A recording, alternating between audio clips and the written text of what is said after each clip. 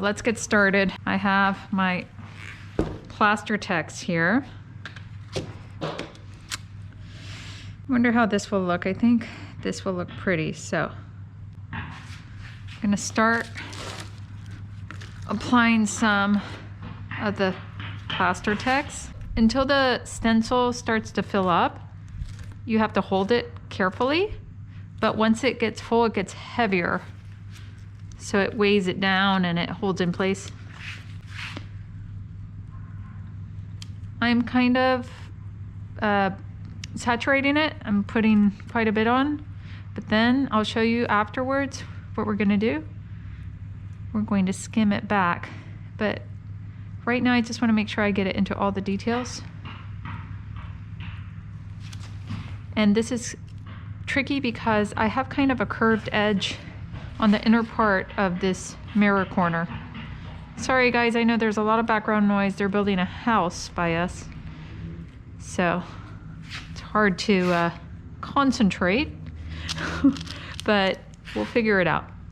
So now that we have it pretty much everywhere I want to stencil, everywhere I want my raised stencil, I have filled it in with all this wonderful gooiness. Now I'm going to skim it back, which entails scraping back with my putty knife here. Not all the way, not very hard, just to almost above the level of the stencil is what I recommend, because you're going to create depth here. You're going to create some height, and you're just scraping back evenly. This plaster text I used it to create a really cool finish on our cinder block wall in the garage for staging my furniture renovations, and it came out so amazing. It's one of my most popular tutorials on my blog. So I really recommend this stuff. It lasts a long time. It's a little pricey, but it lasts a long time. Okay, so we're going to pull it off. That is super cool, super cool. I have this paper where I can just wipe off the back so it doesn't smudge my new position, right? You want to keep your surfaces clean. And then we can apply this to the next corner. If you notice, there are some parts that are a little smudged. And this, for example, we don't want. That was the edge of the stencil, so I'm just going to wipe that off. And it doesn't matter if it's not perfectly wiped off, because we're going to create some texture on this finish anyway. It's going to be a very vintage look once we're finished with it. So I'm not too concerned if it's not a fully flat surface. I mean, I do want to get most of it off, but it's okay if there's a little bit of residue. And here on the edges too, wipe it off. It dries pretty quickly, so it's already kind of drying. I can help it along with some of my, this is my vinegar solution I use for cleaning.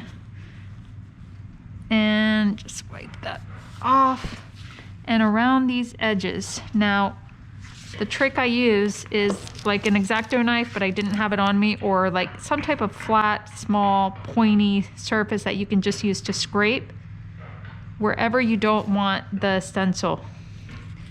So it doesn't have to be perfect, guys, because again, you're painting over this, you're gonna wax over this. It's gonna be very artsy and aged, so it doesn't matter if it's not perfect, but I think for the most part, this is looking pretty cool. So here we're just very gently going over with a very light grit, just kind of chipping off any high points, that's all. And this isn't the best sandpaper because it's from my orbital sander, but it's fine.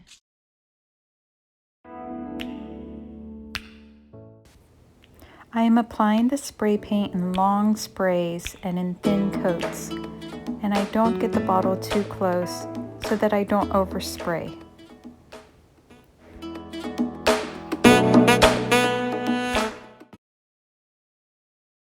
So here is the mirror with 2 coats of gold spray paint with Mirror Gold by Rust-Oleum. And now I'm going to start adding my first layer of paint. I just wet my brush a little bit and put a little bit of paint, just wet it a little bit because we're actually dry brushing, but my brush is very dry right now, so I'm just adding a little bit of paint to wet it. I'm leaving some of the gold parts exposed. Just going to play with this a little bit until I like the finish, which is usually what I do.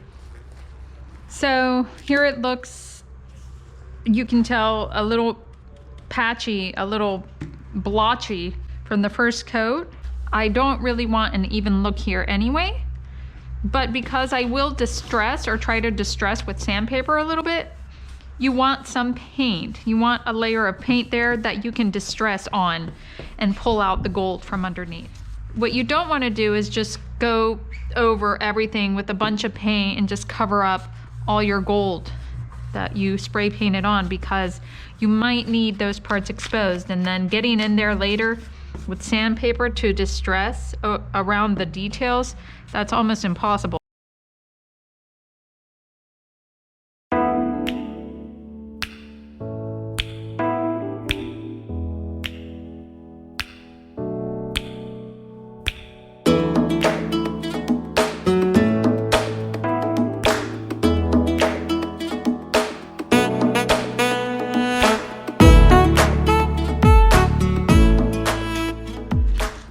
Okay, so now what I'm going to do is mix 2 colors for my blue, my top layer.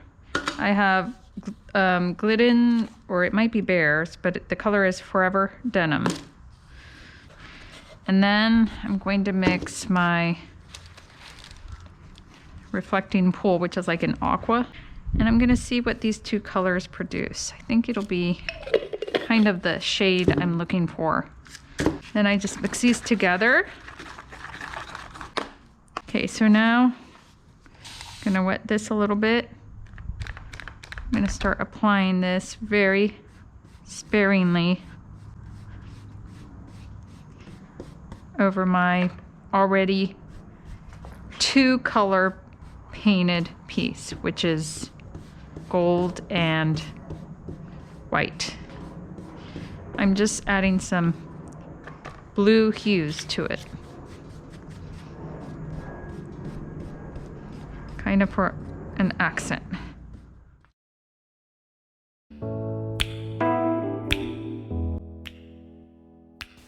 So here I am adding my Art Alchemy Old Denim Metallic Wax, so really pretty electric blue that complements the blue paint and brings out the details of the stencil. I only use it sparingly on my fingertips.